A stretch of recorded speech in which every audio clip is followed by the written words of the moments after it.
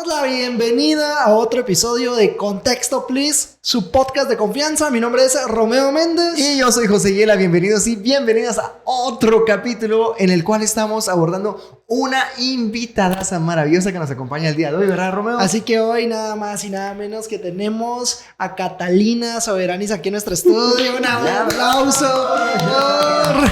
Gracias por acompañarnos. Catalina, ¿qué tal? Muchas gracias.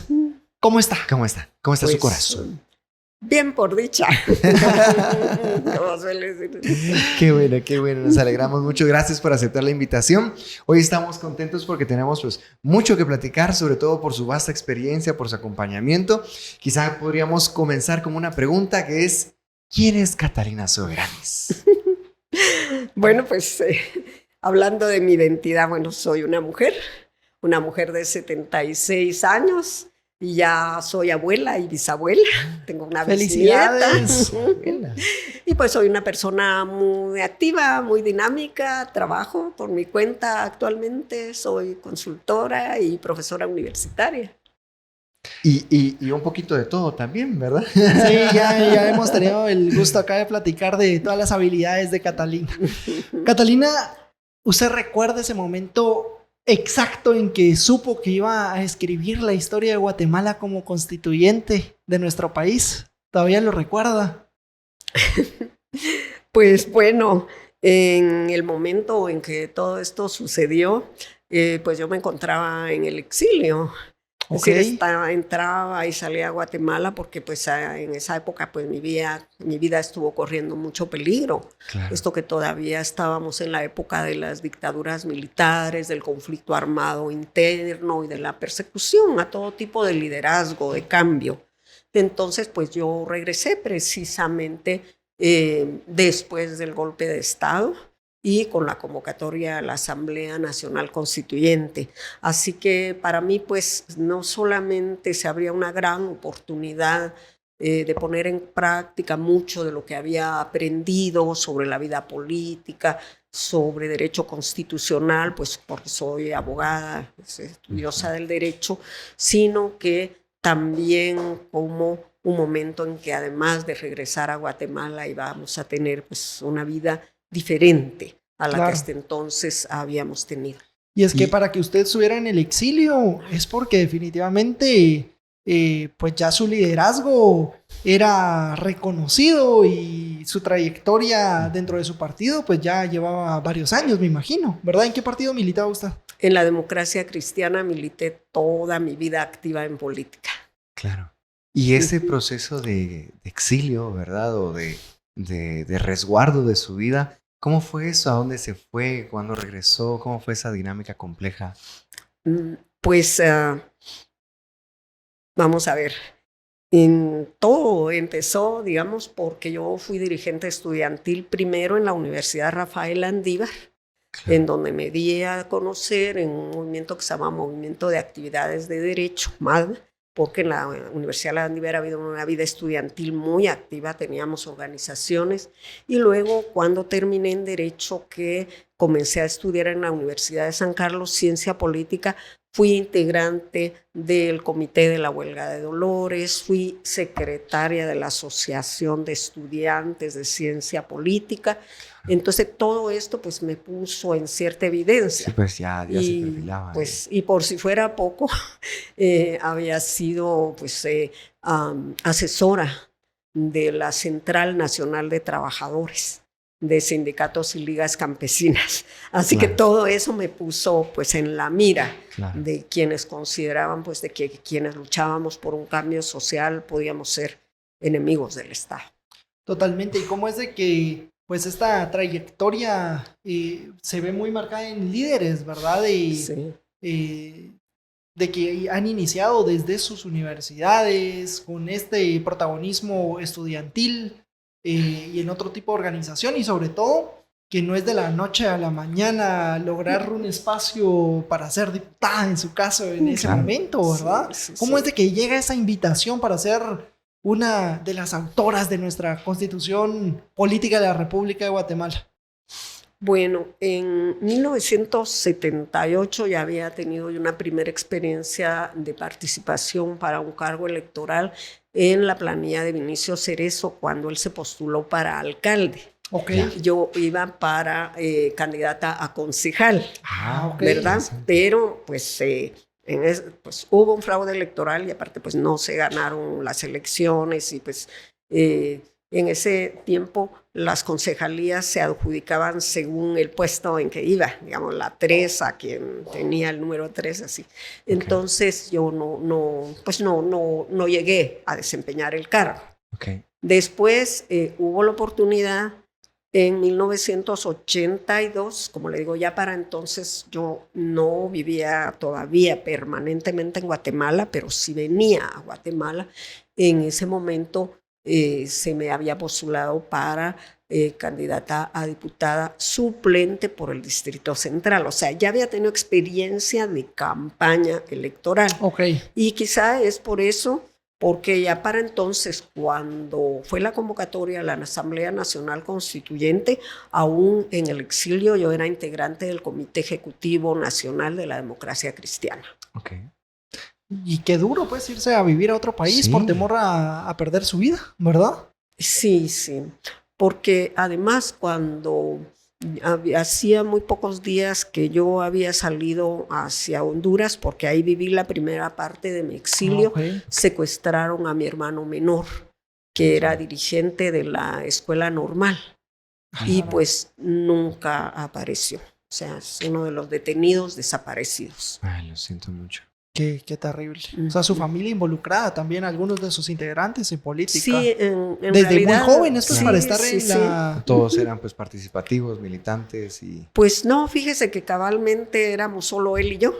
Ah, sí, o sea, yo había entrado ustedes eran antes. los que traían la espinita política. Sí, o sea, yo había ingresado antes porque él era muchísimo más joven que yo. Y pues él participaba en la organización estudiantil, la coordinadora de estudiantes de enseñanza media. Claro, Fuego, ¿verdad? ¿No? CEM se llamaba. Ah, ok. CEM en ese momento. Y en un momento dado también desempeñó el cargo de secretario de finanzas de la coordinadora. Entonces era muy visible. Sí, era muy visible también. Sí. No, y menciono justo Fuego porque también fue otro de los frentes estudiantiles, seguramente más adelante, ¿verdad? No, más bien fue antes, fue en 1962 y 63. Las jornadas de marzo y abril. Las jornadas de marzo y abril que surgió el Fuego. Sí, pues. ¿Verdad? Sí, pues sí. Y jornadas que muchas veces perdemos de vista, ¿verdad? O no nos recordamos muchas veces de ese nivel protagónico que tuvieron institutos de nivel medio en el tema político. O sea, desde muy jóvenes la gente involucrándose en política por la necesidad, al final de cuentas, y ese miedo que me imagino se vivían en esos momentos, ¿verdad? Y lo dice un orgulloso egresado del Central para Varones. Sí. Ajá. Qué bien, qué bien. Sí. Bueno, Catalina, ¿y a usted qué libro o persona encendió su vocación cívica cuando usted era adolescente, joven, que nos contó que ingresó a la política muy joven, ¿verdad? Ahorita que nos dice que usted traía esta espinita, ¿verdad? Así como su hermano. Sí. ¿Cuál fue ese detonante que dijo, esto es lo que me llama a mí? Poder participar de esta forma en estos espacios. Bueno, como antecedentes, yo desde niña tenía esa vocación de servicio a la comunidad, no todavía una vocación política, pero sí de servicio. Entonces, desde muy niña me involucré en la acción católica, de la Iglesia Católica, en el apostolado de la oración, en todo lo que en ese tiempo era lo que ahora se llama pastoral social. De la Iglesia Católica, que desarrollaba trabajo en los barrios de la capital, en las áreas más empobrecidas, en donde hacíamos no solo trabajo de catequesis, sino también un trabajo social, que fue los precursores, por ejemplo, de la Bolsa Solidaria, que a las familias más pobres de la parroquia siempre había, teníamos arroz, frijol, aceite, polenta que venía de la CARE y de la ayuda de AIDE, que Ok. mandaban a los países. Entonces yo, mis primeras tareas, digamos así, muy secundarias, era pesar los granos, medir las botellas, el aceite. Ok. Pero por otro lado, como mi mamá era la secretaria de la Acción Católica de mi parroquia, yo me iba con ella para aprender. Claro. Y en cuanto pudieron, como yo escribía rápido, me pusieron como secretaria de actas cuando tenía 12 Sí. años 12. de la Acción Católica. Sí, pues. Entonces así fue que yo me empecé a comprometer por mi vocación, digamos, de servicio en la Iglesia Católica. Y así hasta cuando tenía 20 años que mi madre murió, siempre me dedicaba todo el tiempo de vacaciones, me dedicaba a aprender más y más sobre mi fe católica y conocí la encíclica Rerum Novarum Sí. de León XIII, que ahorita cabalmente, hace mucho sentido. por eso es que nuestro nuevo papa se llama León XIV, porque él está tratando de recuperar esa tradición de compromiso social de la Iglesia Católica que inauguró León XIII con esa encíclica. Y que es a partir de ahí donde luego viene pues Sí. la doctrina social de la Iglesia Católica. Exactamente. Además, Entonces ahí yo me empecé a sensibilizar sobre los derechos de los trabajadores. Y entonces cuando me llegó el momento en 1970 que la Democracia Cristiana postuló a Jorge Lucas Caballeros y a Edmundo López Durán a la presidencia de la República, yo fui al mitin de la 18 calle, a la Plaza Barrios. Y ahí, como usted dice, me cayó el 20, dirían, o se me despertó. Se me despertó la conciencia porque cuando yo oí los discursos, reforma educativa, reforma fiscal, reforma agraria, que eran las 3 reformas que proponía Jorge Lucas Caballeros, y escuché todo eso, yo dije, este es el pensamiento mío. Esa es la doctrina social que yo aprendí en la Iglesia Católica. Ahí es donde yo me sentiría cómoda trabajando. Wow. Y entonces se lo comenté a un amigo y me dijo, ¿y por qué no te inscribes entonces en la Democracia Cristiana? Si te parece, es así. Y ahí fue. Y fue, pero no me afilié inmediatamente, sino empecé el voluntariado antes. Yo solita llegué a presentarme a ver qué me ponían a hacer, me pusieron a pasar unas listas. Y muy prudente, sí, ¿verdad? Sí. Como ver, sí, no, hasta que yo ya estaba absolutamente segura que ahí me iba a quedar, entonces ya me afilié. Wow. ¿Y qué edad tenía en ese momento? Bueno, cuando empecé tenía 20. Sí. O sea, Sí. muy joven, Catalina. Sí. ¿Y cómo es eso de que al final las personas... al final somos integrales, ¿verdad? Porque su espiritualidad, el tema político y demás, es lo que la hacen ser y la hicieron hacer todo lo que hizo durante toda su carrera, ¿verdad? Sí. Y sigue haciendo. Sí, haciendo. Sí, pero no es que, digamos, en mi caso que yo quiero llegar a tal parte, no, era como iba llegando mi vida y se iban presentando esos momentos en que yo decía, es por aquí. Okay. Entonces, usted siente que se permitía escuchar. Exactamente. Qué es lo que se iba presentando. Así es, wow. Sí. Wow. Interesante más en una época en donde uno quiere tener todo fríamente calculado, ¿verdad? Hoy por hoy, digamos de que le venden a uno la idea que por un lado, pues no es tan negativo, siento yo, ¿verdad? De tener una vida totalmente planificada. El problema es, cuando uno... cuando uno no le sale algo bien, realmente uno dice, ya, fracasé, o siente que realmente ya no va a lograr sus objetivos. Que es una característica muy generacional, ¿verdad? Sí. Entonces el no escuchar y el no dejarse guiar al final por el destino o la vida es algo que pues resultó muy importante para usted, según nos cuenta. Saber escuchar, saber... Exacto, como un paso a la vez, y en cada momento que se presentaba una coyuntura, precisamente yo sentir si me voy a sentir bien en este camino, si creo que está bien o que es algo que además pueda hacer. Así. Entonces, bueno, no tenía una determinada meta como fija. Diríamos los millennials, se dejó fluir. Sí, así se diría modernamente. Dejé que mi vida fluyera, sí. Me encanta. Y luego estudió Derecho. ¿verdad? Ujú. ¿Qué fue lo que lo motivó a estudiar Derecho? ¿Y qué se sintió a estudiar Derecho? ¿Cómo fue en una época en la que se vivía una verdadera crisis en Guatemala, el conflicto armado interno Ajá. y tantas problemáticas sociales? Pues bueno, yo cuando terminé la secundaria, que soy maestra de educación primaria, graduada del Instituto Belém, me planteé precisamente ante la posibilidad de estudiar en la universidad, tenía la posibilidad de trabajo social, ¿verdad? Porque precisamente por ese ¿Por qué mi no trabajo sentido social? de servicio. Pero en ese momento el trabajo social era muy asistencialista. Totalmente. Sí. Y yo nunca he tenido una visión asistencialista. Yo creo que las personas tenemos que verlos como seres humanos dignos, no a quien se les da algo, sino que en todo caso le acompañamos en su proceso de desarrollo. Entonces, por esa razón no estudié trabajo social y lo que se parecía más a eso era la sociología. Claro. Entonces, yo quería estudiar sociología. Pero cuando investigué, no había una sola universidad en Guatemala que tuviera la carrera de sociología. Y había en la UNAM. Y yo por mis calificaciones, porque también había procurado tener buenas calificaciones, pude haber aplicado a una beca de UNAM, pero mis padres no querían que yo entrara a la universidad. Y la única manera que logré que me dejaran entrar fue que gané una beca para la Landívar. Wow. Y entonces, bueno, si no me iba a poder estudiar sociología, siempre con eso de mantener la mente abierta, dije yo, bueno, derecho, había visto en la televisión los programas de Perry Mason. Okay. Y cómo él como abogado investigaba para defender y convencía al jurado con su oratoria. Entonces, voy a estudiar derecho.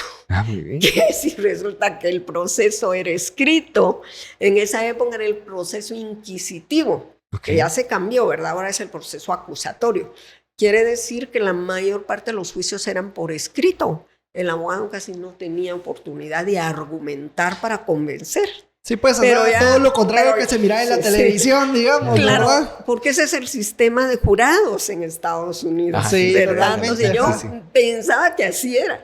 Entonces, bueno, pero ya estaba ahí. Entonces, bueno, ahora ya estoy acá y ahora termino, pero nunca se me quitó la idea de estudiar.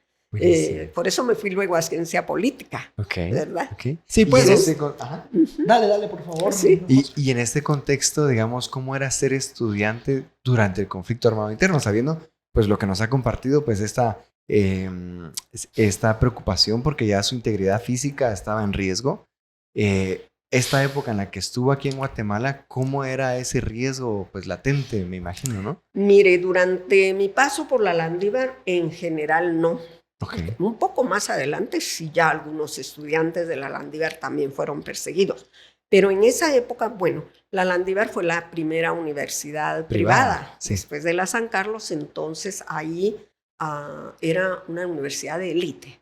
Lo que ahora lo compararíamos con la Universidad Francisco Marroquín. O sea, las personas de la élite económica estudiaban en Landívar, eran mis compañeros y compañeras de estudio. Entonces, en realidad es como que tuviésemos algún tipo de protección durante toda esa época, pero ya cuando llego a la Universidad de San Carlos, estábamos inscritos más o menos 200, porque ¿a quién le iba a interesar irse a arriesgar estudiando ciencia política? Claro. Pero cuando empezó la represión, llegamos a quedarnos 50 nomás. Mataron al director, a Jorge Romero Imeri, y se llevaron a varios de nuestros compañeros.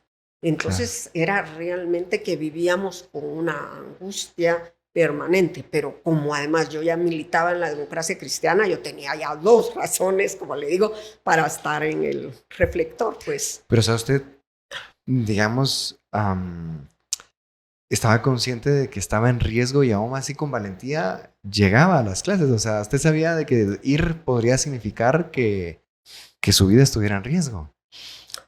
Sí, wow. pero no sé, como le digo yo, a veces pienso si era una insensatez, una temeridad o realmente valentía, porque yo valiente no me sentía. Ah, pues yo diría digamos, que sí. sí. Que sí, qué valiente. Y como en esa visión muy, muy permeada por mi formación religiosa, yo decía, bueno, hay héroes y hay mártires. A mí no, tal vez voy a parar siendo mártir, porque en realidad no me interesa mucho ser héroe o heroína, ¿verdad? Pero sí entendía que en donde estaba me arriesgaba a una de las dos cosas, Claro. Usted ¿verdad? estaba dispuesta Sí, a correr, sí, digamos, el sí. riesgo con tal de... Pero como le digo, no me sentía una heroína. En todo caso, aceptaba como algo que podía suceder ser mártir, Claro. ¿verdad? Pero mire, 40 años después de la Constitución, pues diríamos que sí ha sido una heroína. Sí. Mire, Catalina, qué fabuloso. Soy sobreviviente. Qué fabuloso. Y justo, o sea, usted tenía 35 años cuando llegó a la Constituyente, si no estoy mal, ¿verdad? Usted Más o menos por ahí. Más o menos por sí, ahí. es que en ese año cumplía 36. Pero podemos decir que 35, digamos. Sí. Solo 3 mujeres fueron constituyentes. Sí. Dentro de todos, pues, los constituyentes que se eligieron democráticamente en el país. Y entonces acá, ¿qué sintió usted la primera vez que tomó el micrófono y pidió la palabra en el Congreso? Bueno, primero es que yo fui integrante de la primera junta directiva de la Asamblea Nacional Constituyente, Sí. que organizó todo y entregó, digamos, a la junta directiva definitiva. Ok. A nosotros nos tocó los trabajos preparatorios Ok. de la instalación propiamente de las comisiones, las subcomisiones, etc. Entonces, como le digo, pues claro, ser juramentados era un gran honor, ¿verdad? Pero después como que absorbe muchísimo el trabajo, el sentido de responsabilidad.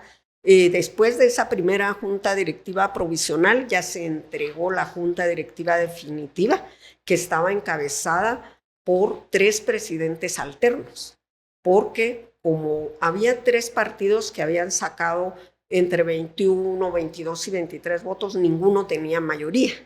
Entonces tuvo que hacerse un gran consenso para que fuera una junta directiva de unidad, y entonces había un presidente de la UCN, un presidente del MLN y un presidente de la ADC. Y cada mes cambiaban. Entonces, digamos que lo más estable éramos las comisiones. Ok. Y entonces esas primeras interacciones, siendo, como lo repito, una de las 3 mujeres que se eligieron, ¿conllevó algún tipo de reto, Catalina, en esa pues situación mediática que se vivía para Guatemala? Y con esta dinámica, digamos, bueno, no sé cómo va a sonar, pero pues siendo una mayoría de hombres en un contexto culturalmente patriarcal, ¿verdad? O sea, también Así es, sí. Bueno, fíjese que oscilaba entre como eran de la vieja generación, la mayor parte, o sea, yo era de las más jóvenes. Roberto Alejos era de los muy, muy jóvenes, pero yo era, digamos, de una generación, digamos, no todavía, no tan madura, digamos, porque de 40 para adelante era la mayor parte de los diputados. Entonces oscilaba entre la caballerosidad, en verlos como un objeto frágil que hay que proteger y cuidar, y el rechazo, digamos, a escucharnos con atención y a tomar en serio las cosas que decíamos. Esa era un poco la actitud, precisamente porque predominaba una generación muy madura de hombres. La mayor de nosotras era Eunice Lima, después estaba Aida Mejía de Rodríguez, y la más joven, digámoslo así, era yo. Ya. Claro. ¿Y todas pertenecían a la democracia cristiana? No, Eunice Lima llegó por el Partido Nacional Renovador, en donde militaba Alejandro Maldonado. Ah, sí. Sí, ella era constituyente por ese partido, y las otras 2 sí éramos demócratas cristianas. Ok. ¿Y se hacían palanca entre ustedes, digamos, en este contexto que platicamos de...? Mire, sí, para los temas propiamente de las mujeres sí estuvimos unidas las 3, pero hubo otros temas en que yo congeniaba más con Eunice Lima, los temas culturales, porque ella había sido directora de Cultura y Bellas Artes. Sí, pues. Y estaba muy inclinada, era además que salteca, también muy vinculada con toda la cultura del occidente y de Quetzaltenango. Entonces, con ella congeniábamos mucho, a tal punto que ella y yo fuimos las promotoras de que se incluyeran los derechos de los pueblos indígenas en la Constitución. Fabuloso. Y en esta experiencia dentro de la constituyente me imagino de que habían muchas discusiones, ¿verdad? Sobre todo un temario bastante grande, pues al final era determinar los pilares en los cuales se iba a fundir el Estado guatemalteco, lo que se estaba discutiendo en ese momento. ¿Hay alguna discusión, algo acalorada que usted recuerde y diga, esta discusión sí me recuerdo y me costó que pasara, o algo que nos pueda comentar ahí? Sí, mire, es que fueron 2 puntos muy concretos en que pesó, por un lado, la existencia de un conflicto armado interno, porque la Constitución se elaboró en medio del conflicto armado interno, en que todavía prevalecía el conflicto este-oeste, la Guerra Fría, había movimientos insurgentes en Nicaragua, en El Salvador y en Guatemala, y además había una presión de los organismos financieros internacionales hacia la reducción del Estado. Entonces el contexto pesó mucho. Primero, el tema más duro fue el de la propiedad privada, porque el único partido que presentó una propuesta de texto constitucional fue la Democracia Cristiana. Sobre la base de ese texto se trabajó un borrador que discutía la Comisión de los 30. Cuando ya la Comisión de las 30 afinaba ese texto, iba al Pleno.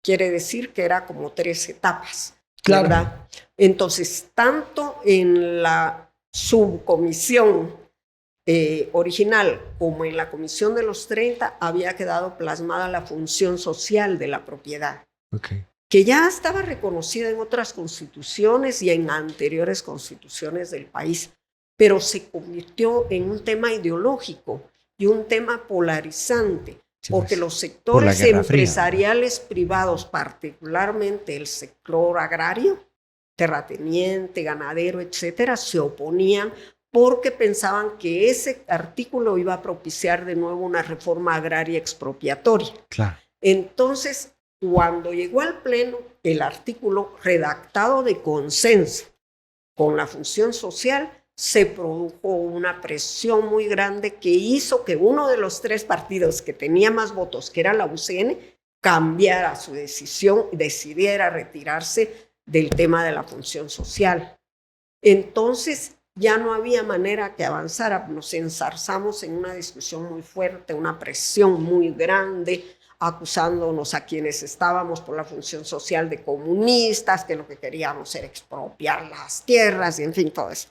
Entonces, finalmente, como no avanzábamos ni para un lado ni para otro, encontramos una redacción de consenso en que, si bien se eliminó la palabra función social, se conservó el derecho de Estado de expropiar por utilidad pública. Por ejemplo, cuando se va a construir una carretera o se va a hacer una obra de beneficio social, pero ya era diferente. Sin embargo, pues esa fue la transacción a la que se logró, porque no se podía aprobar, no había los votos si uno de los partidos mayoritarios ya no estaba de acuerdo. Wow. Y la segunda, el segundo gran tema fue el de los consejos de desarrollo, porque en medio del conflicto armado interno, el ejército, que consideraba que estaba ganando la guerra, supimos que la discusión era que al crear el Consejo Municipal de Desarrollo, el Consejo Comunitario de Desarrollo, esos organismos iban a ser penetrados por la guerrilla y que entonces iban a tener como al enemigo adentro. Sí, pues. Mientras que la insurgencia, aunque no participó en la constituyente, afirmaba que esos eran mecanismos de control social del ejército. Claro, o sea, de los 2 lados. Sí, y que entonces la gente que se animara a participar ahí iba a estar bajo el control del ejército. Y claro, que entonces el ejército iba a tomar las comunidades, iba a tomar los municipios. O sea, de los 2 lados. Entonces también otra vez los 2 lados. Entonces, finalmente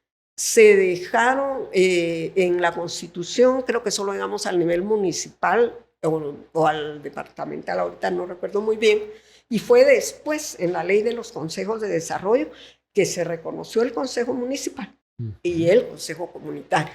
Sí, pues. Entonces esos fueron los dos grandes temas que nos enfrentaron. ¿Qué hubo más? Wow.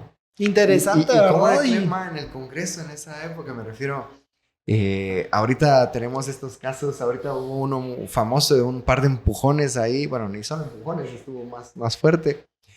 Otra vez que vimos pues que se tira un vaso de agua, por ejemplo, ¿verdad? En el Congreso. ¿El trato cómo era? O sea, ¿era así de acalorado, de fuerte, con gritos o...? Sí acalorado, fuerte y con gritos, pero no con agresión física. Claro. No, eso sí no llegó, nadie le tiró agua a nadie, nadie sacó un zapato, nadie agredió a nadie más. Eso Okay. sí. Interesante. Sí. Ah. Por ejemplo, esa vez de lo de la función social, como había palco del pueblo, que ya no hay ahora, sino que la gente llega hasta arriba. el tercer nivel, Ajá. entonces el palco del pueblo era la parte trasera del hemiciclo. Okay. Entonces llegaron al palco del pueblo muchas personas vinculadas, digamos, a la derecha y a los sectores económicos más poderosos a presionarnos. Pero en realidad eso no hizo que nosotros digamos, nos agrediéramos entre nosotros. Finalmente, Claro. algunos sí hubo fuertes discusiones al interior de los partidos cuando tuvimos que renunciar a la función social. Hubo algunos compañeros que se indisciplinaron, digamos, y que no votaron por la nueva redacción y que no, y que, como decíamos, morimos con las botas puestas. Claro. Wow. Al final vemos de que, o sea, la discusión y esos momentos acalorados siempre los vamos a terminar viendo, pues, porque hay veces que es la naturaleza del ser humano, ¿verdad? Pero yo quería saber si se echaban agua. Totalmente. ¿Y hubo algún comentario que por ser una de las únicas 3 mujeres haya sido un poco machista o muy duro, que de alguna forma les afectó en ese momento, pero que ustedes hayan transformado para volverse más fuertes en esa constituyente? Mire, en realidad como éramos solo 3, no amenazábamos la hegemonía de los hombres, Okay. de verdad. Los temas en los que nosotras incidimos sí tuvieron alguna discusión. El tema del artículo 4, en donde habla de igualdad de derechos, oportunidades y responsabilidades de hombres y mujeres, porque nunca. Para ese tema, el hombre, digamos, es el paradigma de la especie humana.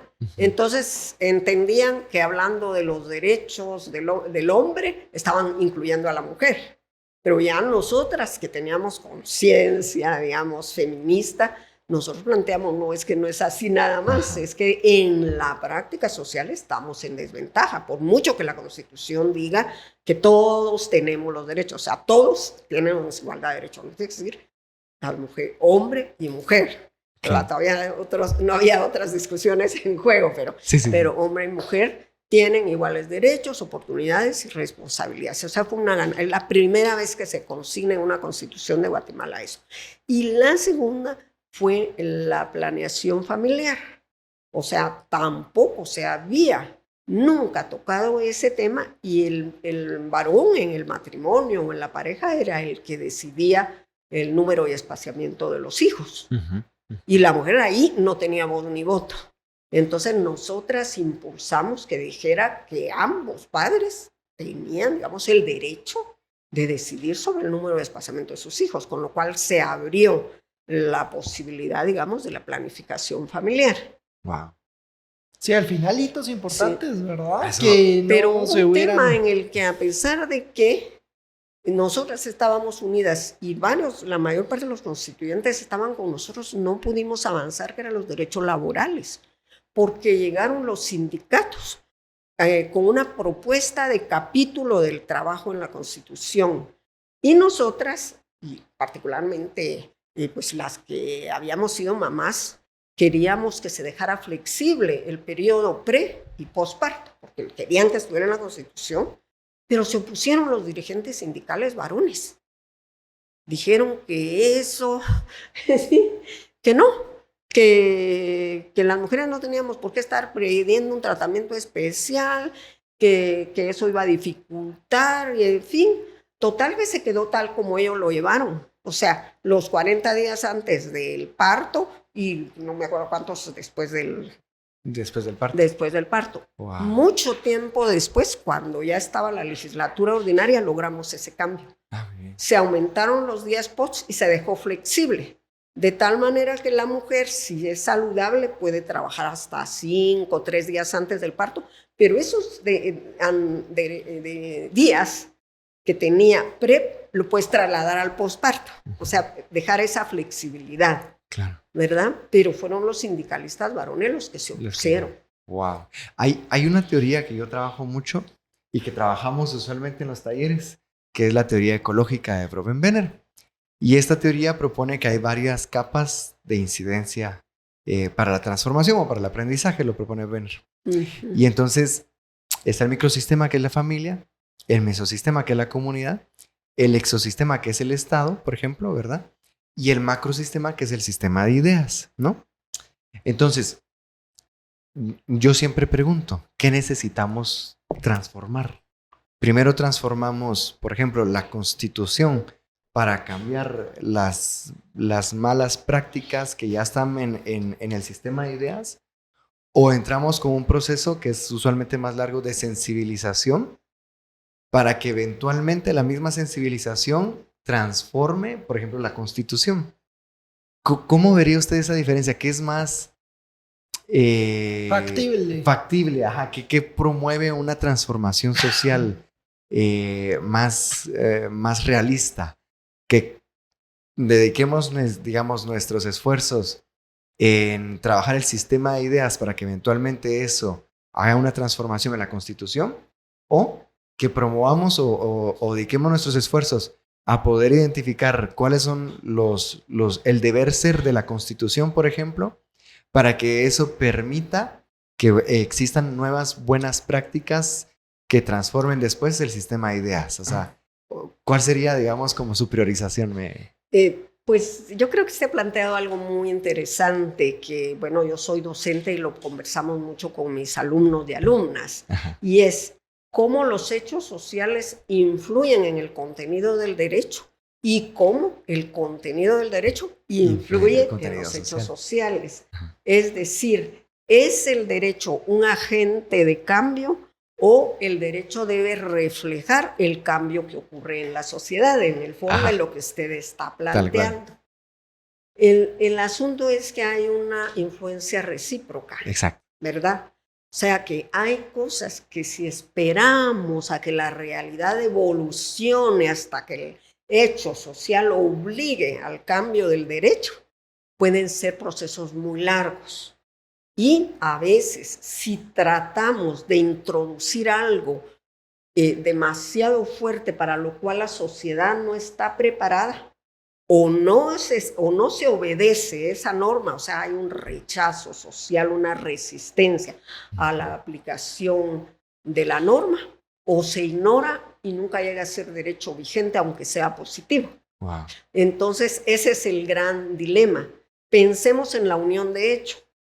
Durante mucho tiempo solo se reconocía el matrimonio civil, pero había tantas uniones libres en las cuales la mujer, sobre todo, no tenía protección para sus hijos, no podía demandar una pensión alimenticia, por ejemplo, del padre de sus hijos.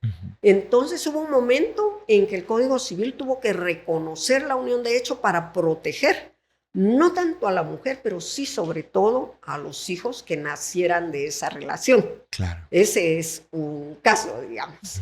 Pero hay otra norma que solemos mencionar mucho los profesores de derecho, que es esa norma que se refería a las carretas de caballos, que antes circulaban en las calles. Sí. Y entonces, como durante mucho tiempo se mantuvo y ya no había carretas de caballos circulando en las calles, hasta que por obsoleta, que era positiva, pero no vigente, porque ya no había, entonces se tuvo que cambiar. Claro. Entonces ahí vemos esta influencia. El derecho puede ser tanto un promotor del cambio social como un elemento que lo obstaculice, que lo impida.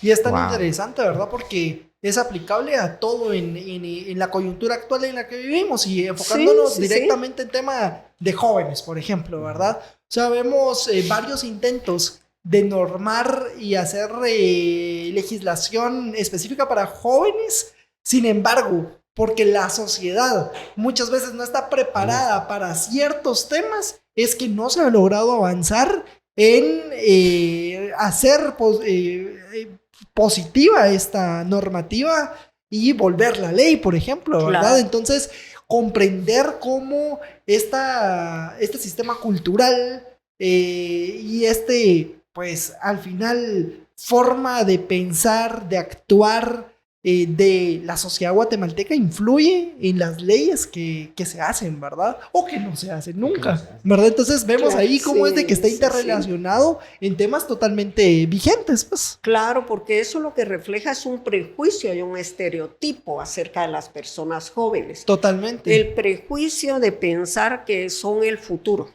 y no son el presente, o sea, que ellos son alguien que se está preparando para el futuro. Ajá, que no están listos todavía. Como y el estereotipo, digamos, de la minoridad, de que hasta que sean adultos, incluso hasta hace poco en los pueblos indígenas no podía ser una autoridad alguien que no tuviera como mínimo 40 años y que no estuviera casado y que además no hubiera pasado por diferentes escalas de servicio a la comunidad. Ahora es más flexible porque vemos a personas más jóvenes en el liderazgo de las comunidades indígenas, pero digamos las normas originales eran esas, que se consideraba que una persona va a poder guiar a la comunidad y ser autoridad en la comunidad a partir de cierta edad y siempre que tuviese compromisos familiares. Sí, y al final tratar de comprender todo esto justo es, me imagino, lo que la llevó a estudiar sociología, ¿verdad? Tratar de entender estas dinámicas de la sociedad que resultan tan interesantes y en un país como el nuestro, tan diverso en diferentes etnias, en diferentes idiomas, en diferentes oportunidades que les llegan a las personas, me imagino que ha de ser una ciencia retadora sobre todo, ¿verdad? Sí. Catalina, usted, además de ser constituyente, fue la primera mujer que presidió el Congreso de la República. ¿Hubo algún cambio que usted nos diga? Esto pasó a la mañana siguiente que transformó mi vida. O sea, después de pues estaba en ese puesto, al otro día dijo, wow, mi vida cambió, o cómo. Pues en realidad, sí, mi vida cambió, pero cambió para volver un poco a mis años jóvenes de riesgo, de peligro en mi vida. Más preocupación. Porque pues yo llegué a ser presidenta del Congreso en un momento en que todavía esos prejuicios y esos estereotipos estaban vigentes. Pero además porque yo me proponía hacer un cambio cualitativo en el Congreso, desterrar ciertas prácticas, en fin. Entonces todo eso llegó a poner en peligro de nuevo mi vida. Claro. ¿Verdad? Y entonces sí, tuve que tener seguridad, tuve que tener muchísimas prácticas para proteger a mi familia y a mi vida en ese momento. O sea que no es así como, wow. Más bien fue pura angustia. Sí, o sea, no fue como fue un gran honor. Nunca me arrepentiré de eso, fue un gran honor.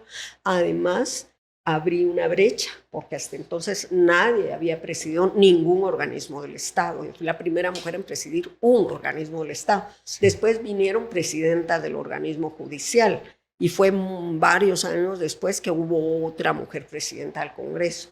Y todavía pues no tenemos una mujer presidenta en el organismo ejecutivo, pero para mí eso era abrir brecha.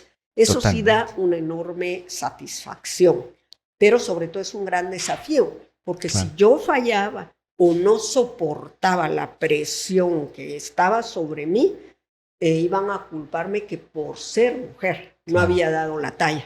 Y eso era cerrarle la puerta a quienes vinieran detrás de mí.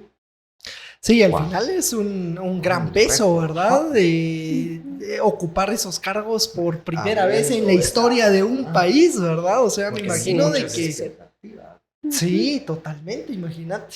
Sí, qué presión, Catalina. Sí, ¿Hubo sí, sí. algún debate en el Congreso o alguna situación que en algún momento la haya hecho dudar o hasta llorar en algún punto? O que O le haya quitado el sueño. sí, Ah,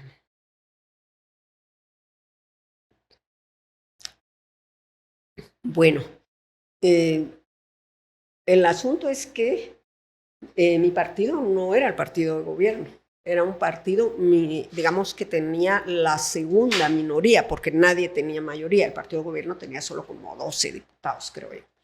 El siguiente partido era la UCN, que tenía 42. Nosotros teníamos 27, el Partido Democracia Cristiana. Entonces yo era como de la segunda fuerza en el Congreso y estaba presidiendo.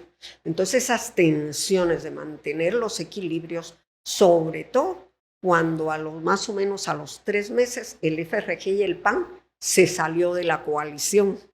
Entonces me quedé en minoría en ejercicio de la presidencia. Pues, Entonces para mí fue un desafío de contrapesos y balances para mantener la estabilidad en el Congreso. Y pues el asunto es que en esa época todavía la presidencia del Congreso tenía un peso muy grande.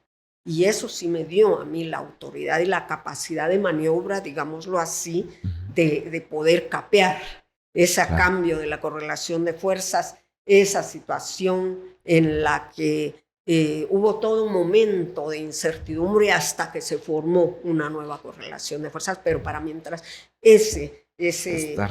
ese ínterin, esa especie de limbo de correlación de fuerzas, me tocó a mí vivirlo y pues sortearlo, Claro. ¿verdad? Uh-huh. Wow. ¿y cómo se negocia en esas posiciones sin perder las convicciones que uno lleva? Mire, yo lo logré porque en ese tiempo todavía había mucha disciplina partidaria, teniendo la negociación con los secretarios generales de los partidos, porque de lo contrario, una negociación con corrientes internas de los partidos o diputado por diputado no se hubiera logrado. Esa es la complejidad que tiene ahora el juego legislativo, Claro. que ya no hay una, llamémosle así, entre comillas, unidad de mando, o sea, una disciplina partidaria, sino que pues los diputados responden a diferentes intereses, aún dentro de un mismo partido, dentro de un mismo bloque parlamentario. Para mí hubiera sido muchísimo más complejo y la verdad, en este momento tendría que haber recurrido a esa negociación en corto, muchísimo, y quizá generar un diálogo más amplio entre todas las corrientes. Wow. Wow. Sí, lo que pasa es que se vuelve mucho más compleja la situación porque los intereses de las partes ya van a ser totalmente diferentes. Pues no es lo mismo tener que satisfacer 5 o 10 intereses a 160 intereses que van totalmente en diferentes líneas, pues, Y ¿verdad? la Como lo que se ve correlación de hoy. fuerzas que cambia según el tema que esté en cuestión, porque no son corrientes fijas Sí, ni estables, sino que depende del tema en el cual se está, puede haber una alineación de una manera o de otra. claro. Catalina, este año se cumplen 40 años de la Constitución, ¿verdad? Ya, pues habiendo pasado estos 40 años, como a modo de una evaluación, ¿qué cosas considera que se han logrado cumplir a esa visión que ustedes tuvieron en el 85 y dijeron la Constitución va a cumplir con estos y estos elementos? ¿Qué cosas se lograron cumplir y qué cosas considera que quedan pendientes? Bien, nuestra Constitución primero era una de las más avanzadas en su momento en América Latina, sobre todo en el contenido social y en el contenido de los derechos humanos, de la parte dogmática. Okay. Entonces fue una Constitución de mucha avanzada, vanguardia, pero en medio de un conflicto armado interno no se habían firmado los acuerdos de paz, entonces había una gran interrogante. El día que terminara, digamos, completamente todo el tema del conflicto armado, ¿cómo iba a ser esa nueva sociedad? que fue hasta 1996. Le estoy hablando de 10 años de aproximaciones, negociaciones en Esquipulas 1, 2. exacto, hasta que en 1996, o sea, 1986 hasta 1996 fue la negociación de los acuerdos de paz.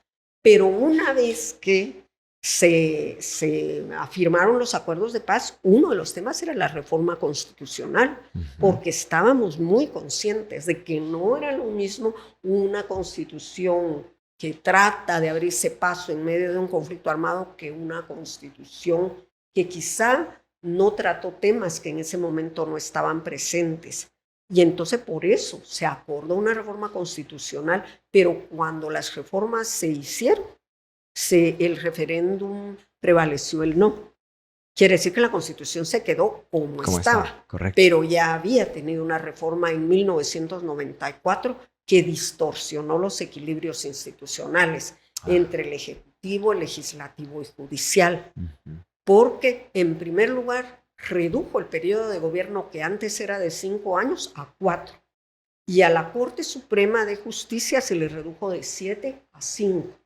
Y se puso en juego la presidencia del organismo judicial cada año.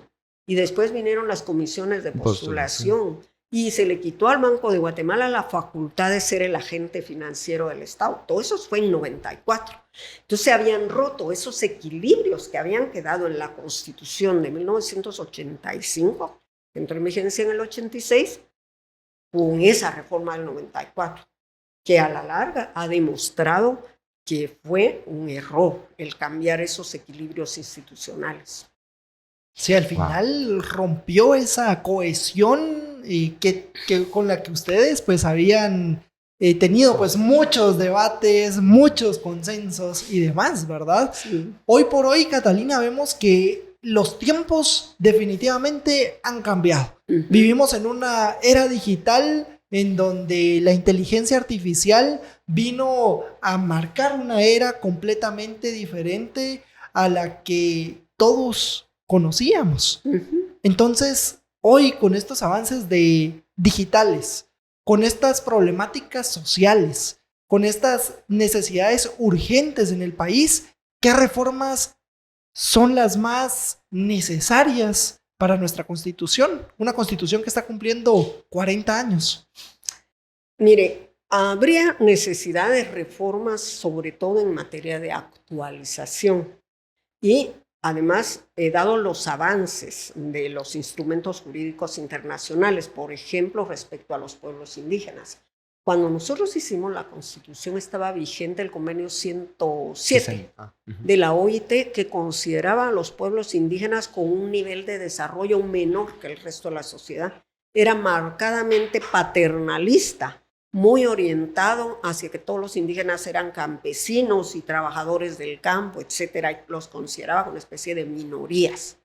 Mientras que el convenio 169 de la OIT, que revisó ya es un convenio completamente diferente, derecho de consulta, y ya no digamos la Declaración de Derechos de Naciones Unidas y la Declaración de la OEA, que ya le dan un derecho de autodeterminación a los pueblos. Entonces, todo eso no existía, ni siquiera el marco jurídico internacional cuando nosotros elaboramos la Constitución. Entonces, el reconocimiento del carácter pluricultural, multilingüe de esta sociedad todavía no está desarrollado de la manera que ha avanzado el derecho en todos estos años en la Constitución. Entonces, por eso es que algunos liderazgos indígenas plantean ya no reformas, sino que una nueva constituyente en la que se cambie todo. Que no es lo que dice la Constitución. Ahorita en la Constitución, para una constituyente solo se refiere a la parte dogmática, pero prácticamente la orgánica no la toca. Entonces, ese es primero saber, queremos una nueva constituyente que cambie todo, que revise, digamos, todos los temas actuales y que haga un nuevo texto constitucional, o queremos una reforma que la hace el Congreso con las 2/3 de los votos y que va a referéndum. En ese sentido, sí hay un tema que definitivamente, precisamente hablando de los desequilibrios que creó la reforma del 94, sí sería como más urgente, que es el tema de la administración de justicia. porque para recuperar, para fortalecer el Estado de Derecho, sí tiene que revisarse la manera en que quedó tratado en esa reforma la administración de justicia. Necesitamos un organismo judicial estable, necesitamos un organismo judicial fortalecido con la carrera judicial, en fin, temas como estos que tenemos que debatir. Wow. Totalmente. O sea, sin justicia, al final, un país no va a poder desarrollarse, pues, ¿verdad? Y sin reconocer también la importancia de los pueblos originarios o indígenas tampoco, ¿verdad? Entonces, son dos elementos muy, muy valiosos que están ahí. Claro que sí. Y Wow. Catalina, en un país en donde actualmente, pues, está conformado por una mayoría de jóvenes con muy pocas oportunidades, muchos sin empleo, otros luchando por oportunidades educativas para desarrollarse, en fin, situaciones muy diversas. ¿Cómo le hacemos, pues, no sé, cómo despertamos ese interés y esa motivación para que nos quede mentalmente tatuado de que la Constitución importa? Bueno, desde el punto de vista puramente técnico se habla del bono demográfico, ¿verdad? Que Guatemala está todavía en la oportunidad de hacer un gran aprovechamiento de esa fuerza motriz que es la juventud, esa energía vital, pero que dentro de muy pocos años la población seguirá envejeciendo, va a bajar la tasa de nacimientos y que ese bono demográfico podemos perderlo. Yo creo que toda la sociedad, no solamente los mayores ni solamente los jóvenes, tenemos que tener conciencia. ¿Qué vamos a hacer con esa enorme energía? Desperdiciarla, seguir, digamos, desestimulando a las personas jóvenes para que tengan que buscar mejores horizontes en otros países, o de verdad vamos a ver a la juventud, que incluso a mí no me gusta decir nuestra juventud porque no nos pertenece, las personas no nos pertenecen, estamos hablando de la juventud, los jóvenes y las jóvenes, porque además hay que hacer esa diferencia, porque las mujeres jóvenes muchas veces incluso no tienen conciencia de qué tanto todavía prevalecen estereotipos y prejuicios en torno a las mujeres que no les da igualdad de oportunidades, quizá porque era más evidente para nosotras cuando se nos quería recluir exclusivamente en la casa, desarrollar tareas domésticas, y que ahora ya no es tanto así. Pero sí, yo creo que como sociedad tenemos un marco jurídico normativo en materia de derechos humanos que es la Convención Iberoamericana de Derechos de la Juventud. O sea, aunque no tenemos un código de la juventud o no tenemos en la Constitución un desarrollo de los derechos de las personas jóvenes, tenemos un marco que es de cumplimiento obligatorio para el Estado porque lo suscribió, ¿verdad? Y desde el punto de vista puramente normativo, porque como hemos estado hablando de eso, pero sobre todo yo diría la posibilidad de que existan oportunidades reales de desarrollo y de trabajo con derechos para las personas jóvenes, que llaman trabajo decente, pero tampoco me gusta ese, porque no hay trabajos indecentes. Claro, claro. ¿Verdad? Claro. Trabajo con garantías sociales. Claro. Eso le llamo yo el trabajo, que se necesita trabajo con garantías sociales. Ese tipo de trabajo tenemos que las empresas, el mismo Estado tiene que abrirse, porque lo primero que hacen es pedirle no sé cuántos años de experiencia. ¿Cuándo van a adquirir la experiencia a los jóvenes y las jóvenes si no se les da la primera oportunidad? Y creo yo de que para todo tipo de ámbito, ¿verdad? O sea, para tema laboral, para tema político, no digamos, exacto, para, no sé, o sea, para todas las áreas necesarias de desarrollo en el país, es importante abrir esos espacios y reconocer esa capacidad que existe en el grupo mayoritario que está vigente en el país, ahora, ¿verdad? Sí. Y luego yo diría el diálogo intergeneracional, que se ha roto mucho, también la comunicación, abuelos, padres, hijos e hijas, por precisamente parte es la tecnología. Ustedes han visto esos memes y esas caricaturas donde el pobre papá está en la mesa y todos los chicos y chicas y la familia con el celular. Entonces, ¿para qué me vinieron a ver? Dice el abuelo, ¿verdad? Entonces, ¿para qué me vinieron a ver si vinieron a ver su celular? Pero bueno, pero tiene que ser de doble vía también, porque si a veces nosotras, las personas adultas mayores, no consideramos que vale la pena conversar con las y los jóvenes, poner a su servicio nuestra experiencia, nuestro conocimiento, acompañarles sin pretender dirigirles, sino que acompañarles en la búsqueda de sus sueños, de sus metas, ¿verdad? Ese diálogo intergeneracional también hace falta. Totalmente, y por eso es de que estamos muy agradecidos hoy, Catalina, porque acá la tenemos y pues usted, desde el primer mensaje que yo le envié por WhatsApp, usted muy amablemente me dijo, me apunto. ¿Verdad? Gracias, y claro que así sí. que muchas gracias. Yo creo de que conocer experiencias e historias como la suya inspiran a muchas otras personas jóvenes, adultas, adultos mayores, etcétera, a seguir soñando y seguir teniendo esperanza en que las cosas son posibles, en que cumplir metas es posible y sobre todo en que cambiar pues patrones institucionales como los que existen en nuestro país es posible, ¿verdad? Porque la sociedad guatemalteca creo yo de que está atravesando y ha venido atravesando en los últimos años un problema de pérdida de esperanza, de pérdida de dejar de soñar y de que creer de que las cosas pueden ser mejores, lamentablemente por las experiencias previas que hemos tenido con políticos, empresarios, X o Y razón, porque aunque han habido muy buenos políticos, así como usted, o muy buenos empresarios, o muy buenos académicos, etcétera,